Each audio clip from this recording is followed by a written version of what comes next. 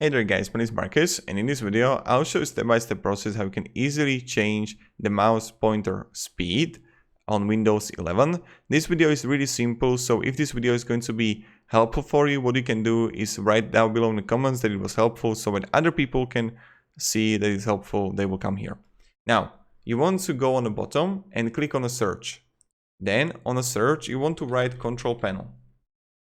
On the control panel, you're gonna see go view by large icons here, and then you're gonna click on mouse, and then you're gonna have the hardware here, the wheel and the buttons. Wait a second,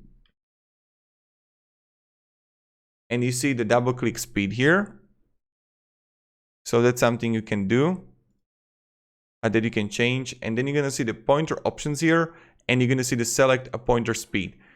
You can get option for faster and slower, but this is how you can change the mouse pointer speed on Windows 11. Thank you very much guys for watching, and have a great day, and goodbye. See ya.